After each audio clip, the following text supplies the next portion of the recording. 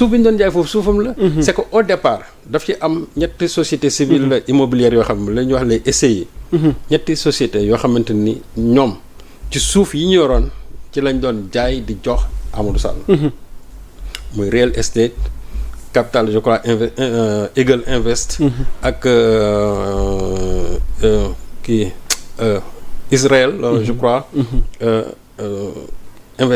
comment dirais-je groupe. donc ñetti SCI yooyu la maintenant SCI yooyu li ñu amoon ci foncier BOA bi lañ fa daan jaay moom lañ daan ñëw di ko jox Amadou Sall mais auparavant SCI yooyu dem benn instant boo xam ne Macky Sall daf ko dessaisir léegi jël affaire bi teg ko maintenant ci loxo Amadou Sall directement parce que moom aussi il avait constaté que bi ko Farba yoree xam nga bu ñu la dénk lu mel noonu aussi di nga jaay jox président nga jaay aussi jox sa bopp. Macky ayant constaté ça mu ne finalement mbir mi bala muy dem ci poche keneen moom na ñëw ci poche donc bala mu ñëw ci poche am directement. ci la impliqué maintenant Amadou dans le comment dirais-je dans ce deal foncier. léegi nag Amadou ak SCI yi nga xam ne ñoo doon gérer foncier bi nga xamante ne boo ko jëloon ñetti SCI boo jëlee seen superficie au total mat na 50 000 mètres carrés ak tuuti donc loolu moo nekkoon à sa disposition ñuy koy jaay suuf bi di ko jox mu ci recruter ay nervis ñu ci jënd ay njumtukaay di dal ci kaw patriotes yi. loolu moo waroon temps nga gis Amadou Sall ñoom dof ndey ak genre nervis yooyu yëpp. qui tournaient autour de lui. parce que en réalité moom c'était lui le financier principal mais Amadou boo ko mënoo ko cee impliqué bàyyi papam c'est pas possible parce que papa moo ko teg foofu. moom suuf bi jox ko boppam papa moo ko teg foofu léegi nag ci biir loolu. c'est là où on parle de Mame Boye Diao et de Mamadou Gueye. waaw parce que ñoom it war nañ ñëw ci ñoom. moom laa la wax kon waaw par ricochet nga. mu ngi noonu parce que. léegi lan moo indi turu Mame Boye Diao ak Mamadou Gueye ci deal foncier bi. mais ku doon signé attribution yi ku doon signé du mas bàyyi ñoom ñoo ko doon signé ñoom la. parce que foofu suuf bu lu fi mën a am aussi bu fekkente ne dañu ko distraire ci titre foncier bi di ko jox keneen mais ça signifie que am na une partie boo xam parce que affaire bi c'est de 2021 jusqu'à presque 2024. donc diggante boobu ñu fi nekkoon directeur de domaine c'est Mame Boye Diao plus maintenant Mamadou Gueye. donc ça veut dire que forcément ñooñu ils sont impliqués parce que tey bu ñu lay jaayoon tey suuf këyit ga nga xamante ne moom lañ lay délivrer ñoom en tant que directeur de domaine ñoo koy bind ba pare jëbbal la sa këyit. te à l'époque nee naa la Mamadou Gueye moo fi nekkoon.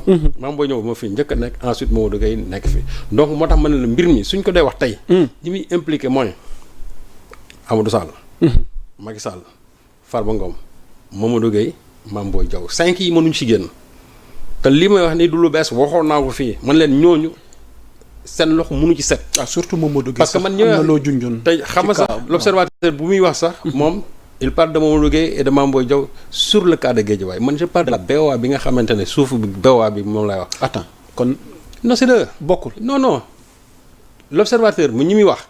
ñooñu mooy ci suuf Guédiawaye bi man ñi muy wax mooy suuf BOA bii booy dem Almati. déedéet xanaa boobu laay wax non c'est moom laa bii nii bu BOA bii man boobu laay wax. ok c'est là où Amadou Sall fa lañ doon jëlee suuf bi mu amoon. foofu lañ daan tibbee xaalis bi yëpp. di ko indil di ko jox et je dis que moom dafa amoon ay courtiers yoo xamante ni ñoo koy jaayal. di ko indil. te j'ai par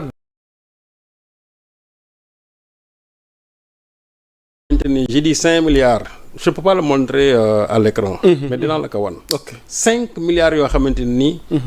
yoo xamante ni dañ ko jaayal ci ay terrain laa de terrain. yoo xam ne après dañ ko dem sottil ko. mais donc ki ko def waaw. xam naa ko bu baax. ok parce que dama la bëggoon wax ni. moom Amadou Ba ak entourage ñoom ne Amadou Ba nee na papam moo ko may. non papam mënu ko may parce que papam moomu ko. ñoom démentir nañ. Amadou Sall papam moo ko may. terrain yi moo ko may opportunité mu mën a def business. mais papam ku ko may. c'est un domaine de l'État papam ku ko may. papam lu mu mën en tant que même chef d'État li mu mën mooy c'est-à-dire demander ñu attribuer ko. mais papa mënul toog daal ne suuf bee daggal leen ma en fait c'est comme ça.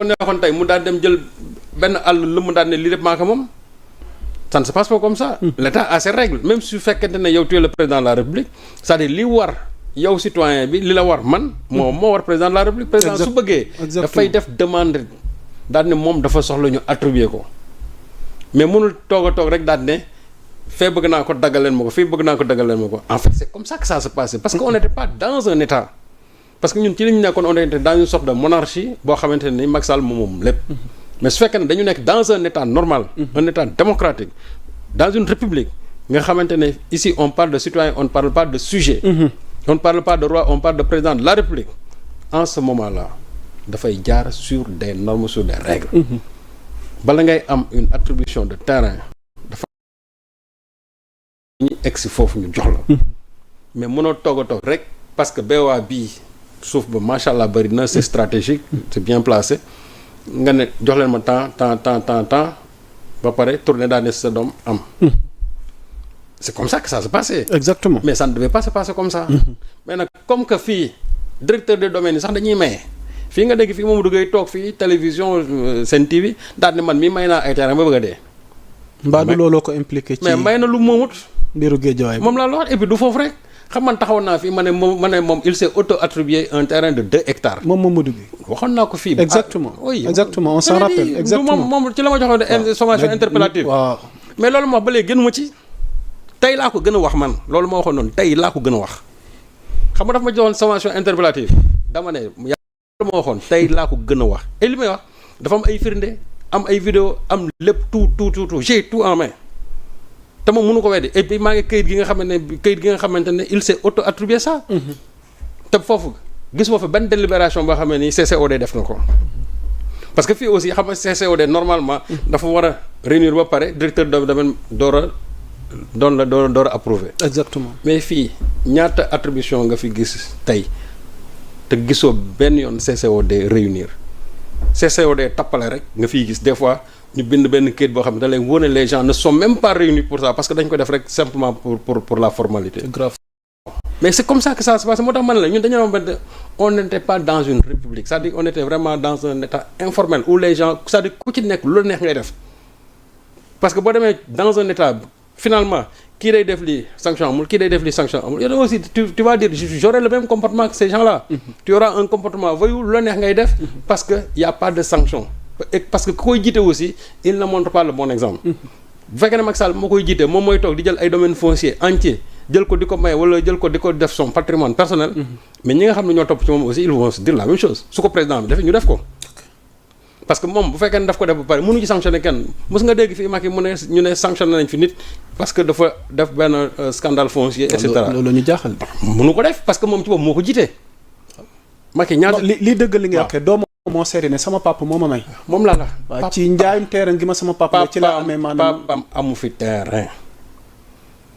tu ne peux pas prendre 50 000 mètres carrés laa la wax li ma la wax nii lu leer la 50 000 mètres carrés ak tuuti. ci ñetti société civile immobilière. ba pare nga bëgg a taxaw nga ne loolu sama papa moo ko may sa papa moom ko. sa papa moom ko c'est pas possible. sa papa moom ko. ok 225 presque parcelles la. nga bëgg a taxaw nga ne loolu sa papa la ko may sa papa moom ko ba di ko maye. loolu mooy wax bi. donc nee la il fallait à un certain moment. financer tout simplement. Comment dire ce qui matait la rébellion comment dire la résistance patriotique. Amadou était mieux placé pour faire ce sale boulot. moo taxoon yaay di ko indil muy jël di def ci poosam di jël di jox ñi nga xamante ne ñoom ñoo doon nervi yi. moo tax ma ne tey. Amadou suñ ko impliqué. moom Amadou déjà moom joxoñ na papaam. moo tax ma ne tey mbir mi suñ ñu waxee Amadou na nga ñëw mais par voie de conséquence papaam dafa war a ñëw. ndax papaam il va se laisser faire. ak dina seetaan tam doomam. non ñu war ko traduire devant la justice non xam nga doomu du ñëw. te tamit bëgg naa la ci yokkal on a un silence de Marième Faye Sall ndax ci kaw Mansour Faye déggoon nañ ko ci. mais ndax bi yoon doomam gi mu sukk jut. dina seetaan ngeen. Marième du wax xam nga parce que toute cette famille est impliquée dans des scandales fonciers. ñoom ñëpp nag toute cette famille laa de ñoom ñëpp laa toute cette famille Faye Sall. toute la famille la Faye Sall man je ne parle même pas wax ma kër Macky rek de. j'ai dit la famille Faye Sall ñoom ñëpp ils sont impliqués dans des scandales fonciers ñoom ñëpp nag. ku ci nekk sa dossier foncier nit ñi ngi ko yore ku ci nekk. dégg nga fii récemment ñoo xamante ni jàppoon nañu ci affaire ay scandales fonciers. moo tax ma ne ñoom ñëpp ils sont impliqués dans des scandales fonciers.